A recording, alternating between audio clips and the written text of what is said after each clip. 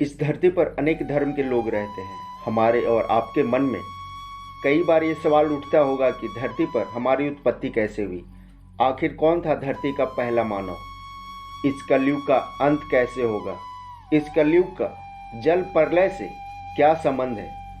अगर आपके भी मन में कभी ऐसा सवाल आया है तो आप इस प्रश्न का उत्तर ढूंढ रहे हैं तो वीडियो को बिना स्किप किए अंत तक देखें। और अगर आपने चैनल को सब्सक्राइब नहीं किया है तो सब्सक्राइब बटन को प्रेस कर दें। वीडियो को अंत में लाइक शेयर अवश्य करें।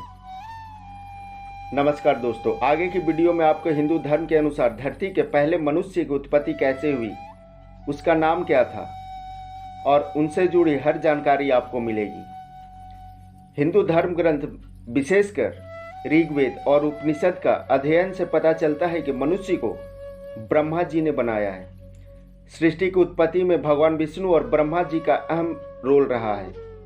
ये हम सभी जानते हैं कि ब्रह्मा जी भगवान विष्णु की नाभि से उत्पन्न हुए हैं और भगवान ब्रह्मा सृष्टि के रचयिता और मानव जाति के प्रमुख माने जाते हैं। हिंदू धर्म ग्रंथों के अनुसार संसार की वृद्धि के लिए भगवान विष्णु ने ब्रह्मा जी को एक महत्वपूर्ण कार्य सौंपा। उन्होंने ब्रह्मा जी को संसार को आगे बढ़ाने के लिए सृष्टि की रचना करने को कहा। तब ब्रह्मा जी ने सोच समझकर एक पुरुष और एक स्त्री को उत्पन्न किया और इस सृष्टि को चलाने के लिए मानस पुत्रों को उत्पन्न किया और उन्हें अलग अलग कार्य सौंपे। मनुष्य का शरीर पंचभूतों से बना है, यानी अग्नि, वायु, जल, पृथ्वी और आकाश। इन पंच तत्वों को विज्ञान भी मानता है। हालांकि विज्ञान की नज़र से देखें तो मनुष्य जीव की उत्पत्ति एक अलग ही प्रक्रिया है। पुराणों की एक कथा के अनुसार एक समय था जब ब्रह्मा जी देवों असुरों का निर्माण करने के बाद काफी शक्तिहीन महसूस करने में लगे थे। उन्हें समझ ही नहीं आ रहा था कि अब ये किस चीज का रचना करें। उनके मन में अनेकों सवाल आ रहे थे। ब्रह्मा जी सोच ही रहे थे कि अचानक उनके भीतर से एक काया उत्पन्न हुई और उनके सामने आकर खड़ी हो गई। उसे देख उन्हें अचंभा हो रहा था, क्योंकि वह हूबहू उनके जैसा ही दिखने वाला परछाई था और यही मानव संसार का पहला मनुष्य था जिसे स्वयंभू मनु के नाम से जाना जाता है। हिंदू मान्यताओं के अनुसार मनु ही इस पृथ्वी का पहला मनुष्य था और पहली स्त्री शतरूपा थी जिसकी रचना ब्रह्मा जी ने की थी।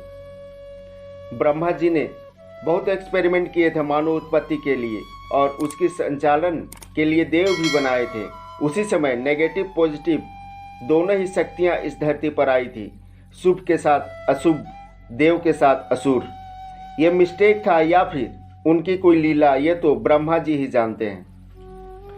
इस पृथ्वी पर हर 71वें सतयुग के बाद जल प्रलय आता है। मात्र हिमालय ही एक ऐसा स्थान है जो जल प्रलय से नहीं ढकता, बाकी की सारी पृथ्वी जलमग्न हो जाती है। आज कलयुग का अंत समय चल रहा है। भगवान विष्णु के 10वें अवतार भगवान कल्कि का जन्म कलयुग का उद्धार और पुनः धर्म की स्थापना करने के उद्देश्य से हुआ है। नासा के एक रिपोर्ट के अनुसार पृथ्वी पर मौजूद सारे ग्लेशियर्स बहुत तेजी से पिघल रहे हैं। समुद्र का जल स्तर तेजी से बढ़ रहा है। वैज्ञानिकों की माने यदि यही प्रोसेस चलता रहा तो आने वाले कुछ समय में ही संपूर्ण पृथ्वी जलमग्न हो जाएगी। यदि ऐसा हुआ तो यह संभावना है कि शायद 71वें सतयुग की थ्योरी सही है। आगे हिमालय से ही फिर से नए युग की शुरुआत होगी। धन्यवाद।